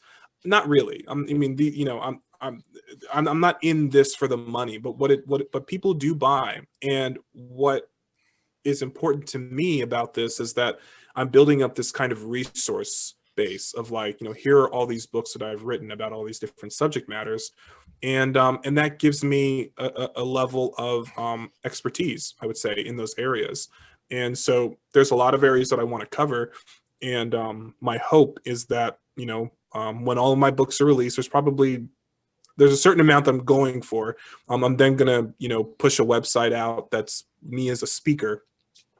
And it'll feature all those books and all the press that I've gotten from those different books. And hopefully that will, help me to step into that new space that I'm looking forward to. And I'm okay talking about it. Like, I'm okay putting it out there that this is my plan. I don't feel like it needs to be a big secret, because this is what I tell other people to do. People want to break into a new space, or they want to be considered an expert in a new area, or in something that they're not currently known for. Yeah. I tell them, you need to write a book. And if you need help writing a book, there's people that can help you. We can help you, but write a book, because when people, organizations or event planners are looking to book you to speak at their organization, that's one of the first things they're looking for is, what do you have that's marketable? If you have a book, if you're an author and you have some way people can sort of vet you before spending hundreds of dollars, thousands of dollars on you, they can come and spend $20, in my case, $12.99 on your book, and kind of understand who you are before they make that investment. And it's a really smart, I think it's a really smart way to go. But look, man, I'll be totally honest with you. My number one love, like my number one passion in life, has always been acting. And that's the thing that I absolutely love, acting. And I want to, that's something I really want to get back into more seriously. But, like we said just a few minutes ago, we want to have, you said, I think you called it "fuck you money." Right. Yeah. Well, not only that, there was a couple, about 5-6 years ago, I saw a couple of YouTubers, and they have a YouTube channel, and they're doing I always call it, they're doing 17 different things to strike gold at one. Mm-hmm. There was this one channel, Robin Dana Lynn Bailey. She's a female bodybuilder. He's a power lifter. Mm-hmm. She won Miss Olympia like 3-4 times. So but he's a power lifter, and he's a huge buff guy, but he also has a drift car garage. Then they started making custom built weightlifting apparatuses. Sweet. And like those racks, and then, or like weightlifting machines. Mm-hmm. And then they came out with a supplement. Then they came out with a clothing line, Flag Nor Fail, or Flag Nor Fail, I think it is. Mm-hmm. They came out with a clothing line. They came out with supplements, GNC type stuff, mm-hmm. because she was then doing Miss Olympia, and then the whole channel turned into its own thing. Like, now they have this channel just documenting themselves. And it got to a point where he was, he's reading like fan mail, he's reading like comments. Mm-hmm. When are you going to start a reality show? He goes, "You're looking at it. This is the reality show." I love it. You know what I'm saying? Like, yeah. Why would we do a reality show on the network's terms when we've been doing it for years? Yeah. And so I kind of watched them. But what was their main goal? And I think, her main goal was to, like, win gold at Miss Olympia, and then it's like run their own business. But to be entrepreneurs. But what it is to be an entrepreneur is about, there was a number of different brands, yeah. A number of different products or markets that they were entrepreneurs in. But I think that was their general focus, was to, for me, to touch upon what you were saying, like your main love is acting. My main love is just filmmaking in general. Mm. So when I got back from a deployment, when we first met, we first met on Till Curtain Call, and I was crew on that. But I was also dabbling in acting. I've been doing crew for the past. I've been working in film and TV for the past 15, I'd say 15 years. Okay. But for the last 5 years, I dabbled in acting. Why?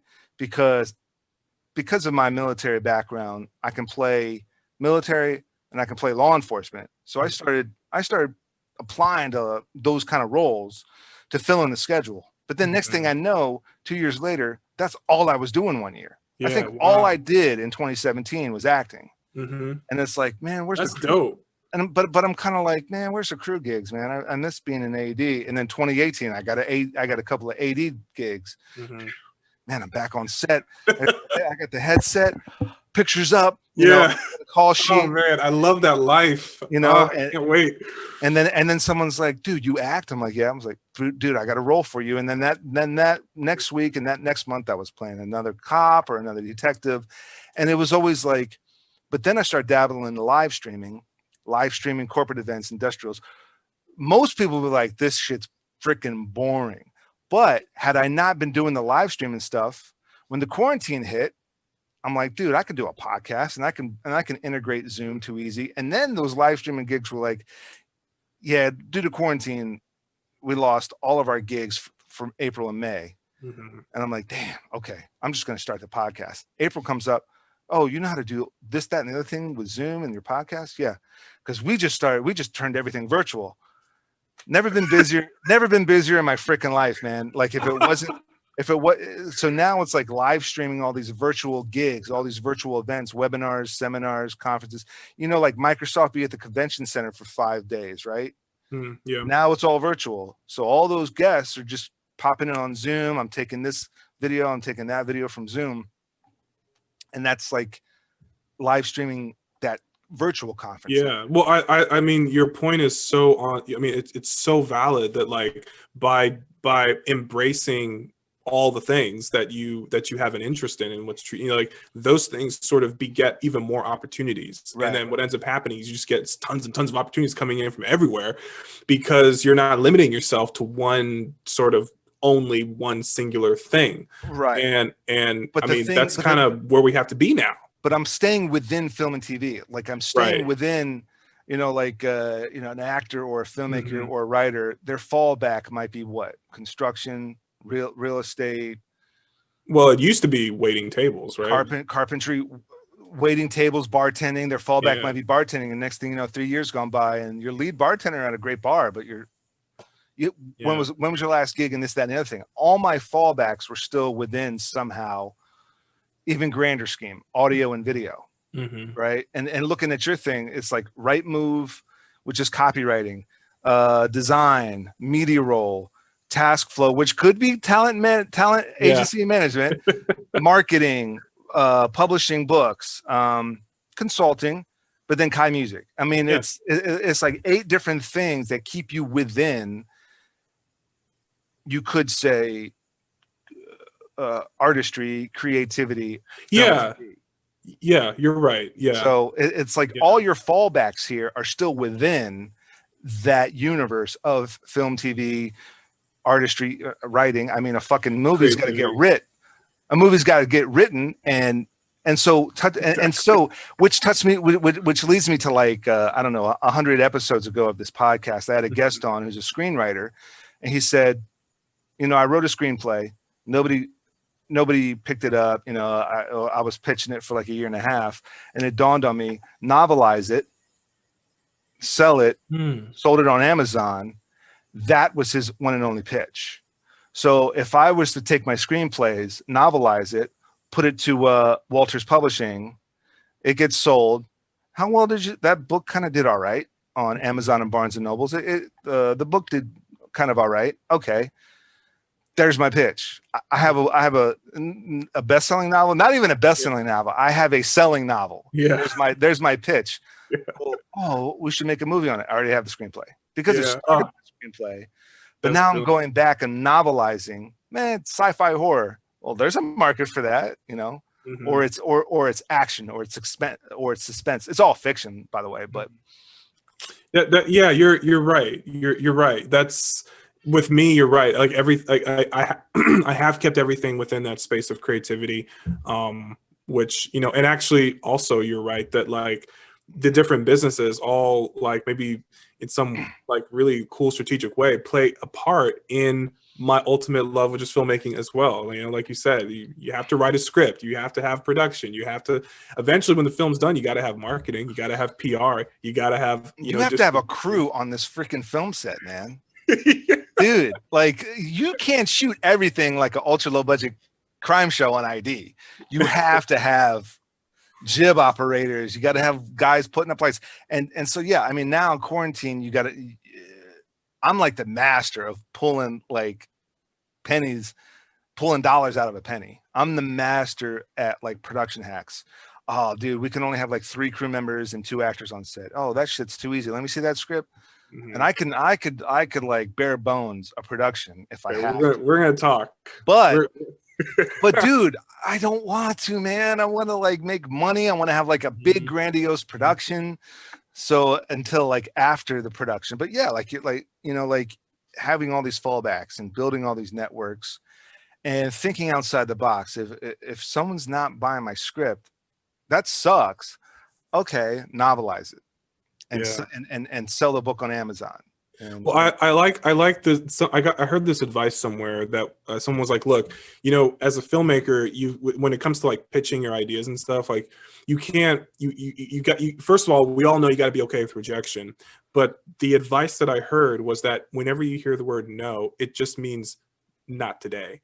It's never no. It's just not today. And it's maybe pivot, maybe change your angle a little bit. Not that person. Maybe it's not that person, but like no means not that person. Maybe like you said, also novelize it. Come at it from a different angle. There's other.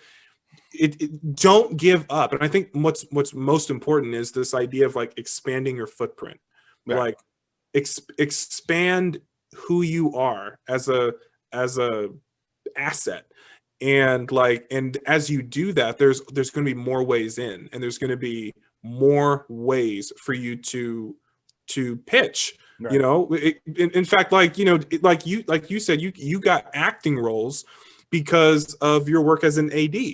Just because someone's like, hey, you act? You're like, yeah. Next thing you know, you're on their set. Like that's a lot of times people don't think that way, because I think years ago, excuse me, but years ago we were kind of, maybe we still are, but we were kind of like engineered to be very linear. Yeah. Like choose when you're in high school, choose what you want to be in life, right, and then spend the next 8 years in college working only to that one goal, and then get that one career, and that's your career until you die.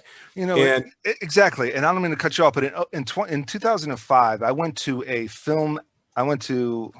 Action Film Academy, and they teach you basic stunts and basic film fighting. And I went there, I got a certificate, came back with some pictures, I posted some stuff on MySpace, I think it was at the time. And I was showing it off and I had a family member go like, I thought you wanted to just be a director. And I'm like, I can only be this one thing. Like, relax. I'm doing more than just that one thing. Or I think she said something like, I thought you wanted to be a camera operator. And I'm like, a camera operator? Like, I hold the camera because no one else is there to hold the camera. I'm a filmmaker, and now I'm a certified to be a stuntman as well. I've got the skill set to be a stuntman, which then kind of progressed into a little bit of acting, which progressed into a little bit of directing and ADing. And as an AD, I could be like, shit, no, you're not doing that on my set. Right. Absolutely not. Because I've been to that stunt school. Like, there was a film that I had to as an AD, I had to totally stop production and be like, no, we're going to dumb this thing all the way down to like 4 different shots. It'll look great if it's edited well, and hopefully it's edited well, because it'll be broken down very well.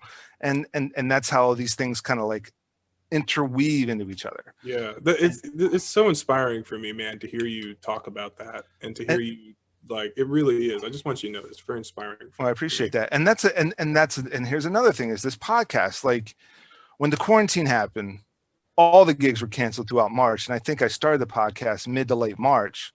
I had to have something to do. I had to. You know, it's like, if I'm not going to get paid for it, at least there's something I can do which keep the gears working, you know, keep the mind open, start reaching out to, you know, you like you read in the, you know, when I first texted you, I said it's all the creatives, actors, filmmakers, producers, musicians, DJs, gig workers, freelancers that aren't doing anything. Like, what's the worst? And like you said, what's the worst that someone's going to tell me? No, I'm not interested in coming on. I've got, you know, 20,000 connections on LinkedIn that I can hit up. I've got, you know, like 3,000, 5,000 people on Instagram and Facebook each. I'm just going to start hitting people up. And, you know, people want to come on or not. And the more I talk to, you know, I talked to you, I learned way more. I learned so much of this stuff here with you, but then with somebody else, I learned so much more stuff. And now I'm like inundated with all these notes, like, oh, well, now it's a plan. It was a plan for me, like for months, to go over my scripts, copy and paste it into Word, and start novelizing it from taking a script from final draft, copy and pasting all that text into Word, and then rewriting it and novelize it. I haven't even had a chance to do that, because now, is the podcast the thing? Yeah. is this the thing? I'll do this if it works, if I get, you know, some residual, if I start making, you know, ad revenue. Like, you know, it worked for Corolla and Rogan and Alex Jones, as much of a nutcase as that dude is. It's worked for some people. Is this going to end up being the thing? Do I have to branch out on my subject material? Do I want to get political and social? I mean, I don't know if I'm ready for that, but I don't know if this is the thing or if this is like a little side thing, but it's still, I mean, like, it's the thing you're doing now. Right.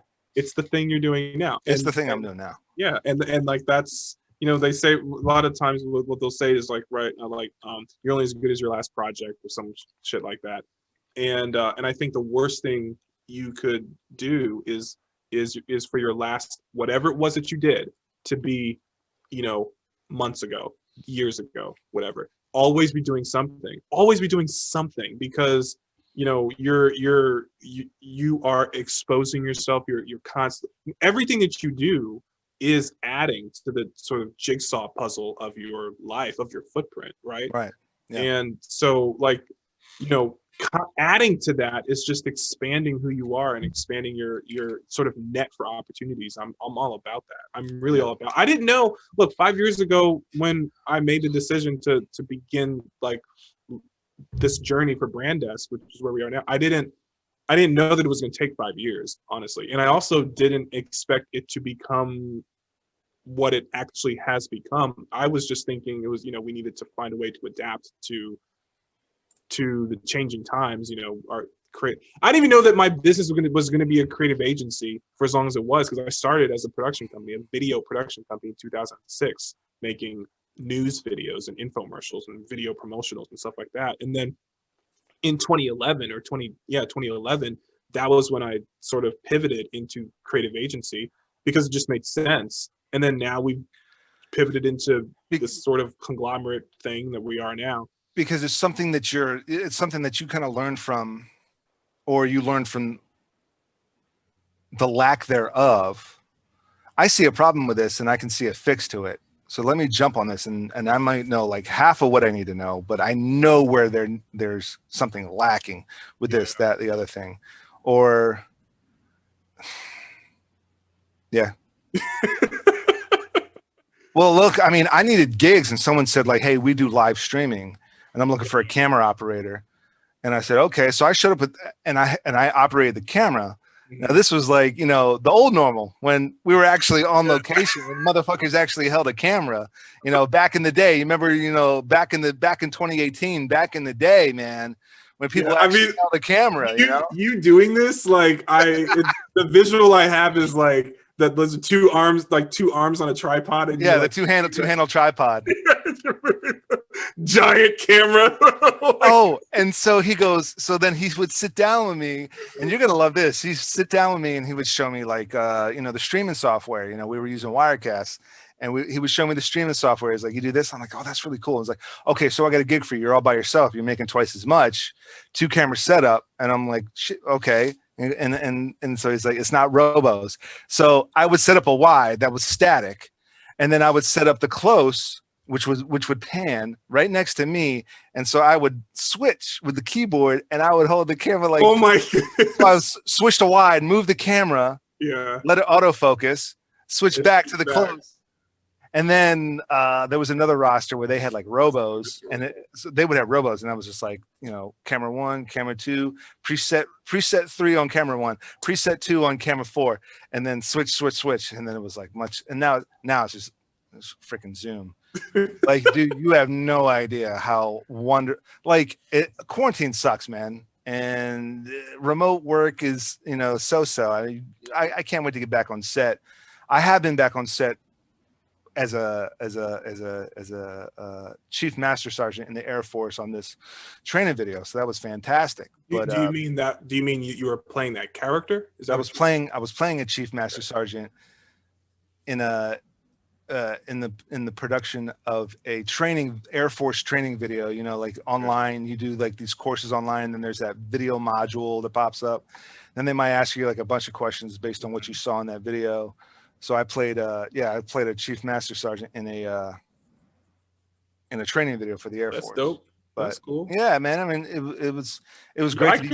I can't wait to talk to you like about some of these project ideas. All right, well, let's hurry up and end this episode then, man.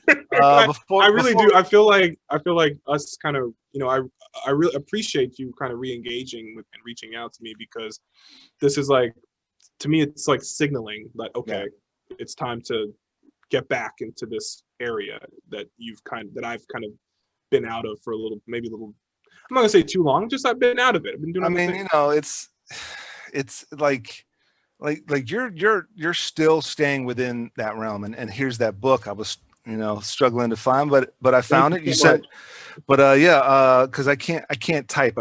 I wrote Peter instead of Pierre, so Pierre Walters. For some reason I wrote Peter, but I think Pierre, isn't that French for Peter? It is, yeah. It is French for Peter. I mean, or what Peter is English for Pierre, maybe. Okay, that's probably more fair. Like Juan, like Pablo is Spanish for Paul, Pablo, and Juan is Spanish for John, or is John English for Juan? You know? Exactly. But The Power of Support by Pierre Walters. Okay. So this is I'm really excited about this book. I don't really do a lot of press for these books because I'm not spending a lot of time on each release. I'll release it and then I'll just go straight to the next book and work on that and get that out. So that's, you know, it's important to me because of the big picture, but each individual release on its own, you're not gonna. I mean, I might do like a press release and maybe a couple interviews for it, but it's not my entire life for, you know, any substantial amount of time. Yeah. But the other thing that I wanted to share with you is, and I think I put this link in the chat, is the our merch.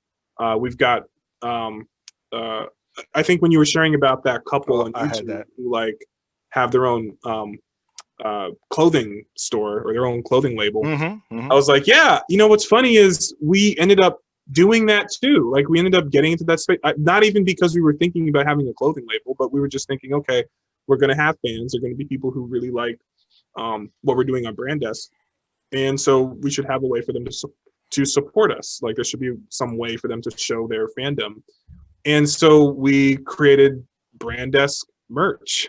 I don't know, maybe we'll evolve the name, but you know, so it's more of a label sounding thing, but this is it, the Brand Desk merch. And so, you know, I'm really excited. We have a lot of great clothes, a lot of great designs. Some of them are very simple, you know, that just have the word Brand Desk on it, but some of them can get really creative and unique. And we've got different ways for people to like express themselves in each of our different businesses. And I'm really surprised with how this strategy has fit into the larger picture, because it's really surprising to me. Like when we clients come in and book media role projects, how like some of the artists or service providers who are providing that service for the client will actually come and buy media role shirts and stuff because they want to rep the business that sent them there. Like, and it's totally optional. They don't have to do that, but they do it because it's there. It's an option. They like it, and it's just really interesting to me. Like how I'm not even rep by Kai Music Group, but that's probably my favorite shirt. That and Media Roll. Thank you. only because I mean they just look dope. So and you can just I can just foresee like people talking about it because I happen to be wearing another shirt. A buddy of mine that I worked with on a number of gigs, devoted films, and I just happen to be wearing the shirt at a completely different gig, right? Like a live streaming gig in Chicago for a completely different roster, completely different company, completely different client. But someone just walked up and was like, "What are you devoted to?" And it just sparked a conversation. And I was like, filmmaking, man, filmmaking. And I started talking to them a little bit about that film, that shirt and that logo, Devoted. I wasn't even on, and that had nothing to do with why I was in Chicago, but I just happened to be wearing that shirt. Right. And so it works. Like I can, and that's the one very specific time that kind of marketing ploy, that kind of, you know, where those shirts, the branded shirts and things like that come into play. And so someone would say like, Kai Music, yeah, man, my album I'm repped by Kai Music, and then they might check out the album.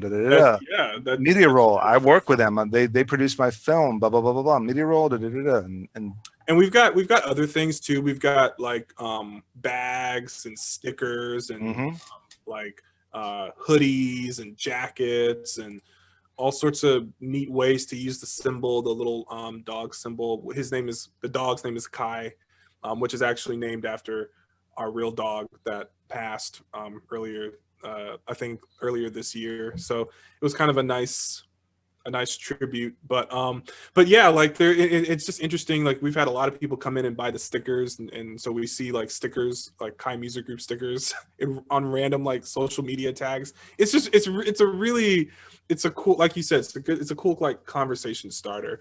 The other thing that we've kind of inadvertently expanded into also is our academy. So we have a system called Brand Desk Academy, which is designed to help onboard and train people that want to work on Brand Desk. So producers, guides, artists, you know, we recognize that like, hey, you know, being on Brand Desk is not as simple as, you know, like going to Upwork and creating an account or going to Uber and creating an account. There's a little bit of an additional step. You have to go through this academy.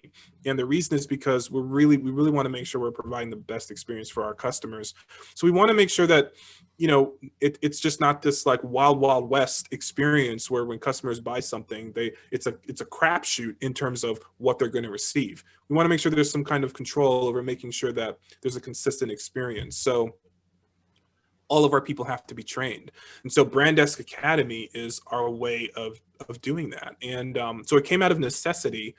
It is a free system at the moment. So it doesn't cost anyone anything other than their time to go through the academy, but you can't actually register for an in-person Brand Desk interview until you have taken the time to go through the academy and complete the course. So I mean, you know, and of course, just like anything on Brand Desk, we're like, well, let's brand it. Let's make it its own thing. You know, don't just make it like a little offshoot thing. Let's like really invest in it and make it feel like it's a purposeful, intentional system. So it's got its own website, branddeskacademy.com. It has a beautiful professional look and feel. And you know, people have been really impressed with that experience because they don't get that when they sign up for a lot of other platforms.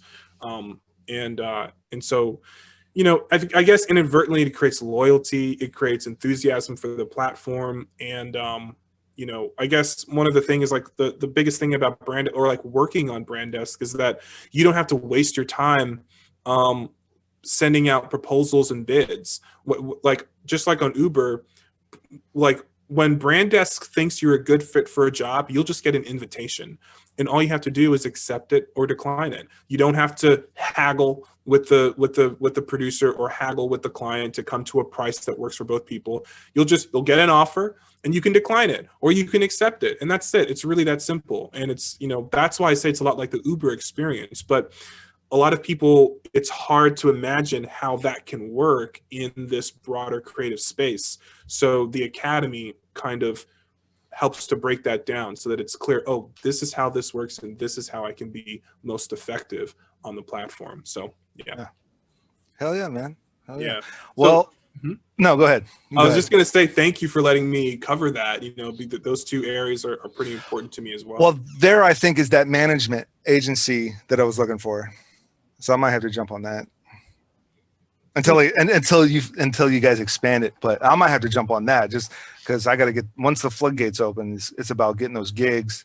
Yeah. And you know, I'm on a couple other sites, but they're not. It's, I guess, you know, things just don't exactly work the way I want them to sometimes. And so it's good to like expand, and because, you know, sign up, like we said, you got to do 17 different things to strike gold at once. Sometimes you got to sign up for more than one thing and figure out which one works. Like, I did have to drop one. So yeah, there have been, I'll be honest with you, there have been some people who've signed up for Brand Desk. I'm talking about team members. They signed up as artists or producers, and I think more on the artist side, really. And they've expressed that like maybe they weren't being invited to as many jobs as they thought they were going to be invited to. So maybe that was a little bit of a disappointment for them. And so we have like a forum where people can express themselves, and I've seen some of those comments, and like, I understand, but I also think there's something kind of outdated about the mentality of signing up for only one platform and expecting that platform to give you enough work to sustain your entire life. It's just, what? Like, you know, if you're going to be an Uber driver, great, be an Uber driver, but you probably are also doing other things. I mean, I don't know that makes sense for that to be your sole, you know, employment or whatever. So anyway, so Brand Desk is a lot like that. Like, you know, expand your territory, and, you know, look, when there's an offer, you'll get it. There's nothing you like. That's the thing. You know, so every now and again, I'll comment on some of those posts, and I'll do it in a nice and respectful way, but I'll just be like, you know, hey, you're not paying to be on the platform. You're not, there's no risk to you. You've made your profile. You've put up what you're, you know, how you want to be represented and how you want people to consider you for jobs. And if someone thinks you're going to be a good fit, you'll get an invitation. But why complain about that? Like, you know, go do something else in the meantime. You know, so anyway, like, you know, I just wanted to bring that up because it is it is sort of a thing that I've seen people complain about. And I just think it comes from the mentality of sort of willfully putting all your eggs in one basket, which doesn't totally make sense anymore. Exactly. You know? Oh yeah. Because, like, you know, like I said, there was a year I didn't get any acting gigs, but I got a lot of crew gigs and streaming gigs. And then the year after that, because I think, well, honestly, I think more specifically, the year I was getting a lot of acting gigs, I was in so many crime shows that the next year they were like, you were in all of our seasons last year. We cannot have you in these seasons. If they see you in these seasons, they're going to be like, is it the same character? We have to space it out. And then like the following seasons, they were like, oh yeah, come back. We need you as a detective or something. And that's so funny. Like, we don't even really think about that. Like, that's like, as an actor, like, that's the thing. That's from a producing and directing perspective, something that I probably wouldn't have even realized that they had to consider, like, when deciding on when they're going to cast you. That makes so much sense. We don't want the same actors in every episode of every season, or we don't want the same actors in every season. Yeah. So we got to space this out, man. But maybe season 5, and then season 5 came around. They were like, oh yeah, we definitely need you. And that's such a good point. And you know, you raise a good point with acting. Is like a lot of actors get so discouraged by not getting casted in something for whatever reason. They said, we're looking for actors, you know, it's open ethnicity, ages 25 to 40. But the director the day of the audition just decided, took notes and said, I want, you know, African-American guy, 30. I was great. But they just changed their mind. Yeah. Right. You know, or bizarrely enough, I don't even want it to be a man. I want it to be a woman. Right. You know, it was the script originally was written. It was a 45-year-old white detective. Now they want a rookie black female detective. Right. I didn't get it. I didn't get it because I did not book the gig because of my ability. Right. There's It wasn't a talent thing. There's all sorts of different variables that happen. But Yeah. but here's the beauty of it. That audition might have been on tape, and they were like, the second film they work on, they might just call me in straight for a callback.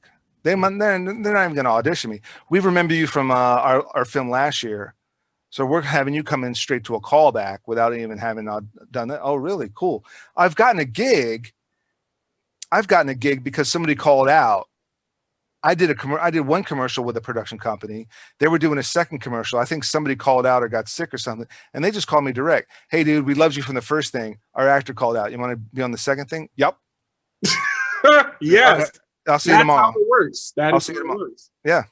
And it's you're creating those opportunities by being part of those auditions anyway. I've been told no a lot.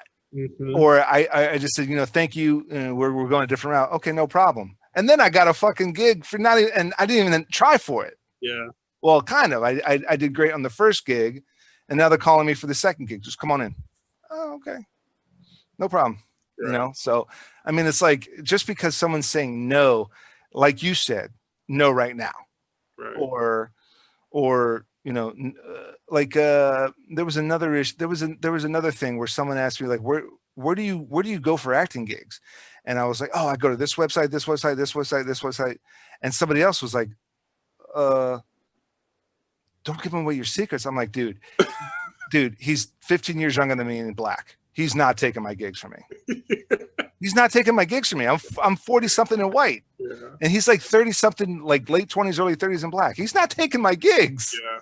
There's no, I mean, if it was like, if it was another 40-year-old white guy, I might not be like so giving of information, but still I would be.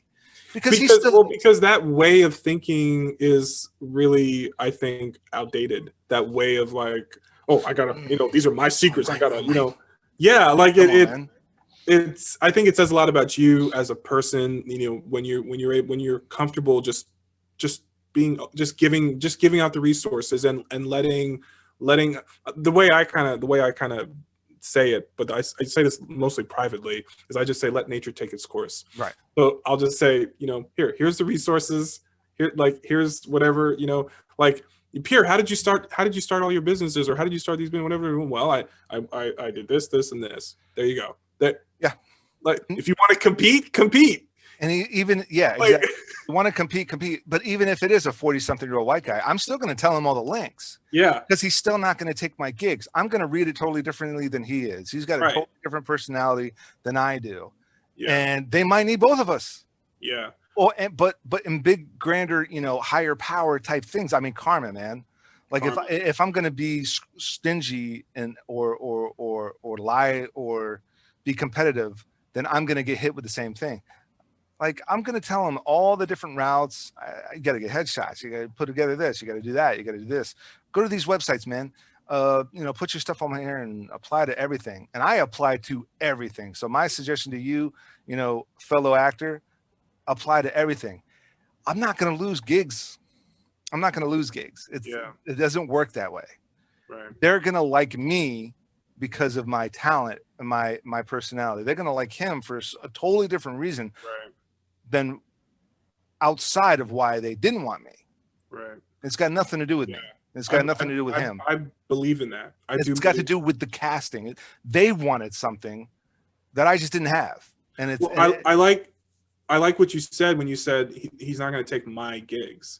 Like, the gigs that are for me. I think another actor said this, a celebrity, probably Denzel Washington, I think is who I'm quoting here. But I think he said, what's for me is for me. Exactly. What's for you is for you. Like, when you walk in, the way you are, the person you are, what you bring to the role, that may be what they're looking for, and that is your gig. That is yours. Everyone else can't compete with that because they just don't have what you have, and that's what they want. And then in other situations, it's something else. And I think it's important to have that mindset of like, hey, look, it's not about winning or losing here. It's not about like beating the other guy. It's about doing a good job advertising your product. Mm-hmm. This is me, because the people that want me this is me. Now, hire me, okay? If you want me, hire me. This is what I bring to the table. And I feel that way. And that's why I didn't do well in California as an actor. I'll tell you, like when I went out there, I first went out there for acting. I didn't do very well because at that time, I wasn't in the right mindset. And I was trying to compete basically all the other actors I'm out there competing against. But then I shifted to directing. I kind of stumbled into directing out there, and I had way more success. But that's because as a director, I was always just pitching myself, my ideas, and either they liked them or they didn't like them. It had nothing to do with anything else. And so later in life, I'm like, okay, take that same approach and apply it to acting, and you're presenting yourself. Nobody can compete against you unless they're a clone, unless they are exactly Right. you.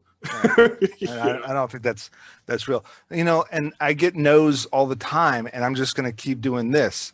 And I think another problem that a lot of artists or a lot of, you know, entrepreneurs or business or crew people, actors, writers, whatever, have is, oh man, I got this big gig and it looks great. Everybody's going to come calling me. And it's like, that's not how it's going to work.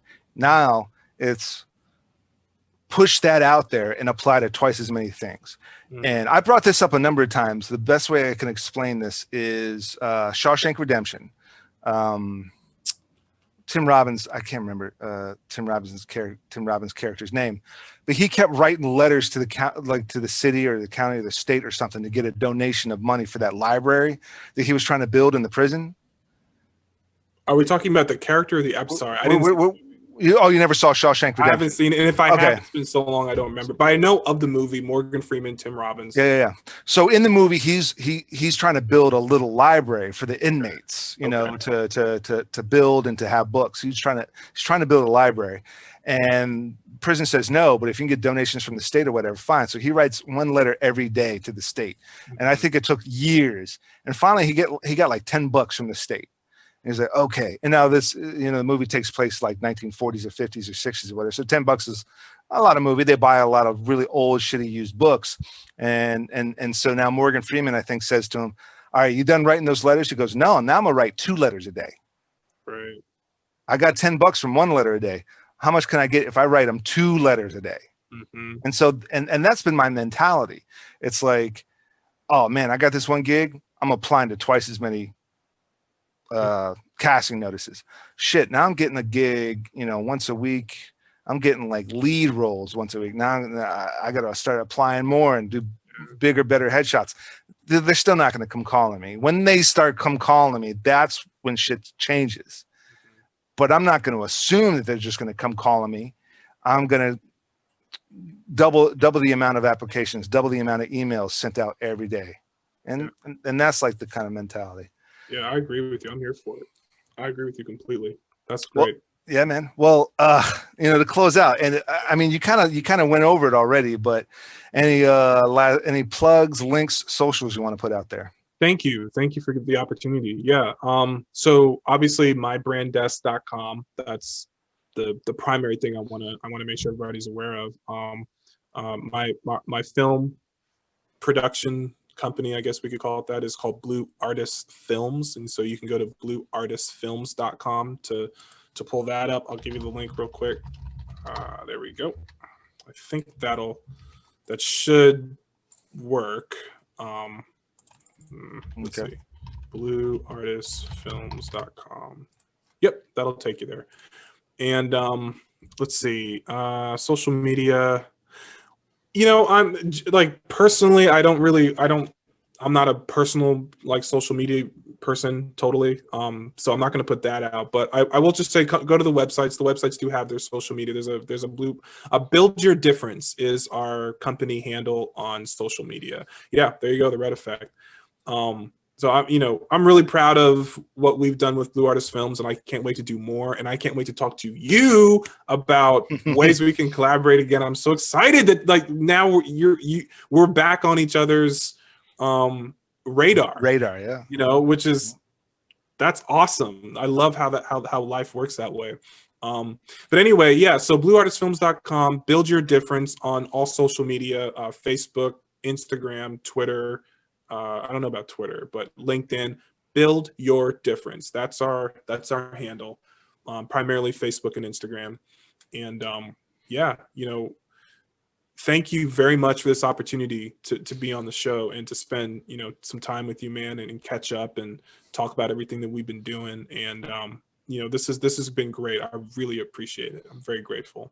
Yeah, man. Well, Pierre, it was a blast talking to you. Learned a lot, inspired, got some more creative juices going, and I might have to like look at some of the services you're offering and jump on some of that stuff myself. Definitely. Yeah, but Pierre, can't thank you enough for coming on. It was a blast, and hopefully, you know, we can get some things produced and rolling. Definitely going to talk offline and see what we can get brewing, and then talk about it on another podcast down the road, because that's a goal, is like, you know, in like 6 months to a year, get everybody that I had back on and be like, all right, what are the updates, what's new, you know, what's been happening. But yeah, man, until then we gotta you know, just experiment and collaborate and start working on some stuff.